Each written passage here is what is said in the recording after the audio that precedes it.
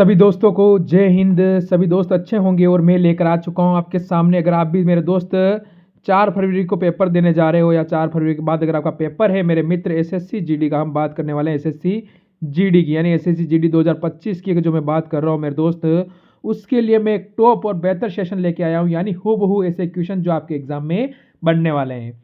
देखते हैं मेरे मित्र 20 में से आपके कितने सही होंगे। टॉप 20 क्वेश्चन यहाँ पर मैं करवाऊंगा और आपको बताना है कि इन 20 में से आपका टारगेट कितना रहता है, क्योंकि अब अंतिम दिन आपके पास बचे हैं मेरे दोस्त। एक महीना भी आपके पास नहीं रहा है, एक महीने की जो तैयारी है वो आपको एक पोस्ट पे बनने वाली है। तो आज का जो पहला क्वेश्चन क्या बनता है मेरे दोस्त, वो देखेंगे। निम्नलिखित में से कौन भारतीय रिजर्व बैंक के पहले भारतीय गवर्नर थे? यानी दोस्त प्रथम भारतीय गवर्नर थे, उनका नाम क्या था? ठीक है ना, ये हमसे पूछा है। तो यहाँ से जिन बच्चों का अगर सभी को पेन कॉपी साथ में लेकर बैठना है, प्रैक्टिस सेट पूरा लगा देना है मात्र 10 मिनट के अंदर। 10 minute GK, 10 minute reasoning, 10 minute Hindi और 20 मिनट मैथ और 20 मिनट रीजनिंग, ऐसे करके 60 मिनट में पेपर पूरा क्लियर होता है। तो ऑप्शन नंबर सी देशमुख, ठीक है ना, C D Deshmukh, option number C वाले सारे स्टूडेंट यहाँ पर सही हो जाएंगे। अगर मैं बात करूं मेरे दोस्त क्वेश्चन नंबर सेकंड की, तो निम्नलिखित में से कौन सा 1900 ठीक है ना 46 में मद्रास निर्वाचक क्षेत्र में संविधान सभा के सदस्य बने थे? बात हो रही कब की? 1946 की। तो दोस्त उनका नाम क्या होगा? स्वामीनाथन। तो ऑप्शन नंबर यहाँ पर भी सी वाले सारे स्टूडेंट एकदम क्लियर है, ये आपको ध्यान रखना है। इसके बाद एक छोटी सी जानकारी अगर मैं दे दूं मेरे दोस्त, आपको 1000 क्वेश्चन की जो पीडीएफ बनाई है हमने, जीके प्लस 1000 क्वेश्चन की होने वाली है हिंदी की, यानी 2000 जो क्वेश्चन है मात्र आपके लिए रखा है 50 रुपये।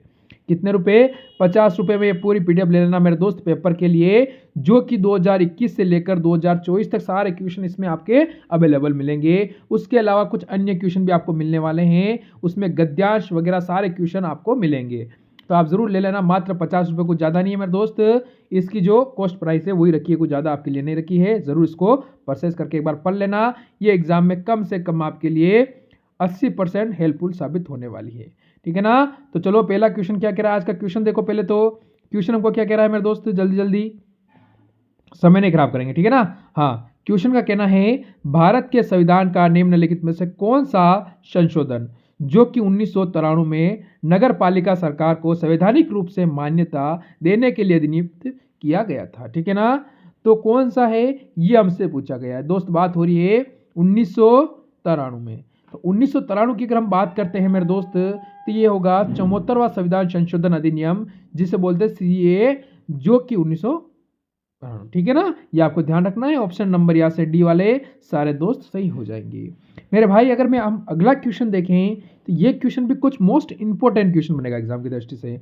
राष्ट्रीय शहरी स्वच्छता नीति के तहत कोई ऐसा शहर जो कि 34 और 66 के बीच अंक प्राप्त करता है, जिसे काफी सुधार की आवश्यकता होती है, वो रंग कोडिक होता है? बताओ तो कौन सा रंग कोडिक होता है? जैसे नीला, काले, हरे और लाल, जिसका अंक कितना है 34 से लेकर 66 के अगर बीच में आता है, तो ये अगर हमसे पूछता है मेरे दोस्त, तो हम कहेंगे इसे कहेंगे काले। ठीक है ना। यानी कि अगर हम यहाँ से कह दें ऑप्शन नंबर बी वाले सारे बच्चे एकदम सही हैं, ये आपको याद रखना है।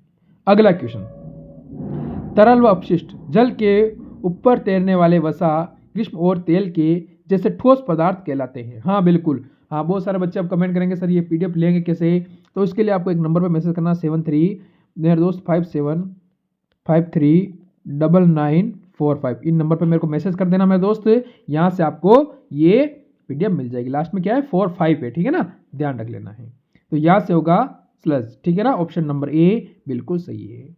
अगला क्वेश्चन मेरे दोस्त, निम्नलिखित में से कौन सी नृत्य अपने सिर पर जले हुए दियो वाली बर्तनों की, अब जले हुए दियो वाली बर्तन, ठीक है ना, जो जले हुए दियो वाले बर्तन, अब वो छोड़ो, क्वेश्चन अलग टाइप के बनने स्टार्ट हो गए, नृत्य रखती है। तो कौन रखती है मेरे दोस्त? चरी नृत्य, उसे बोलते हैं हम चरी नृत्य बोलते हैं। तो ये भी इंपॉर्टेंट यानी मोस्ट इंपॉर्टेंट क्वेश्चन बनेगा एग्जाम की दृष्टि से आपके लिए। अगर हम आगे चले, देखो श्री अकाल तख्त साहिब, ठीक है ना, परिसर के भीतर स्थित है। अब इस किसके परिसर के भीतर स्थित है, ये खाली स्थान में हमें बताना है। ठीक है, तख्त साहिब कहां पर है? जैसे गुरुद्वारा में है, पटना साहिब में है, स्वर्ण मंदिर। तो स्वर्ण मंदिर कहां है? अमृतसर, ठीक है ना। ये आपको ध्यान रखना, अमृतसर कहाँ है, पंजाब। पंजाब के अंदर अमृतसर में हो जाता है। तो यहां से आप सभी स्टूडेंट कहोगे ऑप्शन नंबर सी स्वर्ण मंदिर। मेरे दोस्त जिन जिन बच्चों का उत्तर आया है वो सारे यहाँ पर इंपोर्टेंट हो जाएंगे। एक बार सब्सक्राइब और लाइक शेयर सब्सक्राइब नहीं किया तो जल्दी से कर लेंगे। देखो अब अगला क्वेश्चन आपके बना है स्वच्छ पेयजल प्राप्त करने के लिए विक्रम, ठीक है ना, का उपयोग। अब आपका पता है उपयोग, क्या बात हो रही है यहाँ पर, उपयोग की बात हो रही है मेरे दोस्त।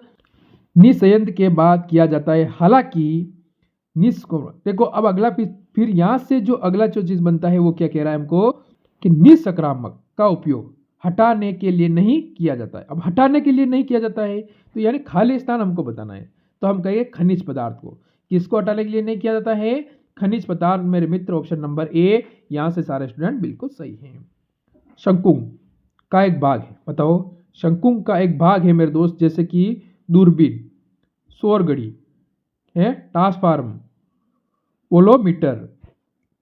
तो शंकु की जो बात हुई मेरे दोस्त, तो हम यहां पर कहेंगे कि ऑप्शन नंबर बी सौरघड़ी। ऑप्शन नंबर बी सभी स्टूडेंट एकदम सही है। देखो अशोक के लघु शिलालेख भारत में भिन्न भागों में पाए जाते हैं। कर्नाटक में निम्नलिखित में से कौन से स्थल पर अशोक के लघु शिलालेख नहीं मिले हैं। अब बात हो रही कर्नाटक में, तो कर्नाटक पर नहीं मिले, नहीं अगर बात होगी मेरे दोस्त, ये आपको ध्यान रखना है। तो यानी 3 स्थान पर मिले हैं, 1 पर नहीं मिले हैं, ठीक है। तो दोस्त आप सभी कहोगे एक स्थान वो होगा रूपनाथ, ठीक है ना। Option number D, option number D बिल्कुल सही हो जाएगा, रूपनाथ आपका एकदम सही है। अगला क्वेश्चन, अन्नपूर्णा चोटी हिमालय के किस क्षेत्र से संबंधित है। अन्नपूर्णा की बात हुई है, जो चोटी है हिमालय में वो कौन से क्षेत्र में है, ठीक है ना दोस्त।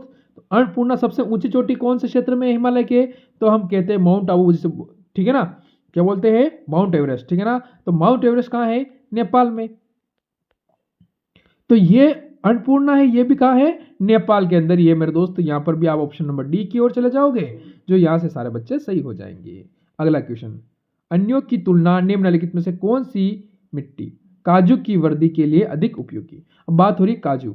अब आपको पता है काजू की वृद्धि के लिए यानी उपयुक्त यानी सबसे अच्छी मिट्टी कौन सी है आपको बताना है। तो आप कहोगे लाल लेटराइट मिट्टी। दोस्त लाल लेटराइट मिट्टी ऑप्शन नंबर ए की ओर जो बच्चा जाएगा वो भी यहाँ पर बिल्कुल सही है। सप्तपदी, ठीक है ना, अनुष्ठान के द्वारा पूरा होने पर विवाह को पूर्ण और बाध्यकारी मानता है, ठीक है ना। अब इसने कहा है सप्तपदी। सप्तपदी की जो बात हो रही है, अनुष्ठान होता है, ये ध्यान रखना है, पूरा होने पर विवाह को पूर्ण और बाध्यकारी मानता है। तो कौन सा है वो मेरे दोस्त, हिंदू विवाह अधिनियम 1955। हिंदू विवाह अधिनियम 1955 आप सारे स्टूडेंट यहाँ पर कह दोगे। यहाँ पर कोई डाउट हो तो आप सभी बता सकते हैं मेरे दोस्त। कोई डाउट, चलो हाँ ऐसा ही है, कोई डाउट हो तो बता देना मेरे भाई, बताने के पैसे नहीं लगेंगे, ठीक है ना। चलो अगला क्वेश्चन देखो, आपके सामने क्वेश्चन आया मेरे दोस्त। 2011 की जनगणना के अनुसार निम्नलिखित में से किस राज्य में महिला लिंगानुपात सबसे कम है, यानी महिला सबसे कम है। सर्वाधिक अगर पूछे है, सबसे कम पूछा और सर्वाधिक, तो सर्वाधिक में आप कहां जाओगे बताओ जल्दी से, केरल, ठीक है ना। सर्वाधिक में अगर आप केरल चले गए मेरे मित्र, तो इसने पूछा है भाई कम बताना है हमको, तो हम कहेंगे कम बताना है तो हम हरियाणा पर चले जाएंगे। Option number D, option number D वाले सारे स्टूडेंट सही है। क्लास कैसा लगे वो कमेंट करना नहीं भूलना है, कितने सही होते हैं वो कमेंट करना भी आपको नहीं भूलना है। 30 दिन देख लीजिए आप, सिलेक्शन आपका हो जाएगा। निम्नलिखित में से कौन सा कथन सुभाष चंद्र बोस द्वारा उद्यम किया गया। तो सुभाष चंद्र बोस द्वारा किया गया था, ये आपको बताना है। तो सुभाष चंद्र बोस ने कौन सी बात कही है, खुद को खोजने का अच्छा तरीका, ये बात सुभाष चंद्र बोस ने नहीं कही थी, ठीक है कोई बात नहीं। पहले वो आपको नजरअंदाज करते, अरे नजरअंदाज करने दो ना, हमें क्या काम है भाई, सुभाष चंद्र बोस ने ये बात नहीं कही थी, चलो ठीक है। तुम मुझे खून दो मैं तुम्हें आजादी दूंगा, बिल्कुल option number C, option number C मेरे मित्र बिल्कुल सही है। सुभाष चंद्र बोस ने एक बात कही थी कि तुम मुझे खून दो मैं तुम्हें आजादी दूंगा। फिर अगले क्वेश्चन में बढ़ेंगे। देखो निम्नलिखित में से भारतीय कलाकारों में से किसने वर्ष 2019 का बात हो रही 2019 की, ठीक है ना, मीरो पुरस्कार जीता था, ठीक है ना। जॉन मीरो पुरस्कार किसने जीता था, यह बात बताओ। बात हो रही है दोस्त हाँ 19 की बात हो रही है, कब हो रही है, 2019 की जो बात हो रही है, तो आपका उत्तर यहाँ से क्या रहेगा, हाँ बिल्कुल माली, ठीक है ना, मालानी। तो मालानी कौन सा है मेरे दोस्त, ननीली मालाली, ऑप्शन नंबर, तो ऑप्शन नंबर सी वाले सारे बच्चे यहाँ पर भी सही हैं। फिर अगला क्वेश्चन देखो, निम्नलिखित में से कौन सा स्वाभाविक रूप से न्यायपूर्ण है, तो स्वाभाविक रूप से न्यायपूर्ण कौन सा है, मौलिक कर्तव्य या राज के नीति निर्देश सिद्धांत या मौलिक अधिकार। दोस्त एक बात, एक क्वेश्चन आपसे ये पूछ रहा है कि स्वाभाविक रूप से न्यायपूर्ण है, तो ये है मौलिक अधिकार, यानी ऑप्शन नंबर सी वाले सारे बच्चे सही हो जाएंगे। देखो निम्न में से किस अनुच्छेद में पाकिस्तान से भारत आए लोगों के लिए नागरिकता का अधिकार उल्लेखित है, यानी जो पाकिस्तान से कहाँ आए थे, भारत आए थे, उन लोगों को जो नागरिकता मिली थी वो कौन से अनुच्छेद में, मेरे दोस्त ये अच्छा रहेगा क्वेश्चन, क्योंकि जो विवादित क्वेश्चन रहते हैं वो बनने लायक क्वेश्चन रहते हैं। जिस देश के साथ हमारे, जैसे भाई बांग्लादेश के साथ विवादित चल रहा है, तो वहां से हमारे क्वेश्चन बनने लायक होते हैं। तो अब यहाँ से आपके बनने लायक क्वेश्चन है, तो आप सभी कहोगे अनुच्छेद 6 के तहत, ठीक है दोस्त, ऑप्शन नंबर सी कर देना और 2 नंबर ले जाना। निजता का अधिकार किसने अधीन आता है, किसके अधीन आता है, निजता, बात हो रही निजता का जो अधिकार होता है मेरे दोस्त किसके अधीन आता है, जैसे 19, 20, 21 और 18, तो कौन सा अनुच्छेद आपका एकदम सही रहेगा और कौन से अनुच्छेद के तहत आपका उत्तर बनेगा। तो सारे बच्चे कहेंगे सर हमारा तो ऑप्शन नंबर सी हो रहा है, तो यानी अनुच्छेद 21 के तहत, ठीक है ना, ये ध्यान रख लेना है। फिर अगला क्वेश्चन रहेगा, आज का 20वां क्वेश्चन आपके सामने आया है, बताओ 20वें क्वेश्चन का उत्तर आप सभी दोस्तों ने क्या दिया है। दोस्त ये बताना है 20वें क्वेश्चन का उत्तर आप सभी दोस्तों को क्या आ रहा है, जल्दी से बता देना, ठीक है ना, बताओ जल्दी से क्या है, बताओ इकबारी वंश, ठीक है ना, इकबारी वंश यानी दिल्ली सल्तनत की बात है, सर्वप्रथम शासक कौन था ये बताना है, बताओ जल्दी से, यानी कि गुलाम, अच्छा आपको सही नहीं दिखा होगा, गुलाम में सही करता हूं, गुलाम वंश, ठीक है ना, बात हो रही मेरे दोस्त गुलाम वंश की, ठीक है ना, इलबारी मतलब हो गया गुलाम वंश की बात हो रही है, तो कुतुब बिन ऐबक था, ठीक है ना, कुतुब बिन ही था ना, ये आपको ध्यान रख लेना मेरे दोस्त, ये ऑप्शन आपका अच्छा बनेगा क्वेश्चन और बेहतर क्वेश्चन है। और रजिया सुल्तान के बारे में आपको पूछे तो आप बता सकते हो ये भारत की पहली महिला शासिका थी, ये भी आपको क्लियर है ना। तो ये थे आज 20 क्वेश्चन, बताना अपना टारगेट कितना सही हुआ है, अच्छा लगा तो लाइक शेयर करना। रात को ये क्लास आती है रोजाना 9 बजे, ठीक है ना, मॉर्निंग में 9 बजे, 6 बजे आती है रीजनिंग की, वो आपको लेना है, और एक क्लास आपको पता है रात को 8 बजे आती है, पूरा प्रैक्टिस सेट मेरे 1 घंटे में करवाता हूँ मैं, जरूर लेना, मजा आ जाएगा। तो मिलते हैं एक और नए सेशन के साथ, लेते हैं अलविदा सभी स्टूडेंट को, जय हिंद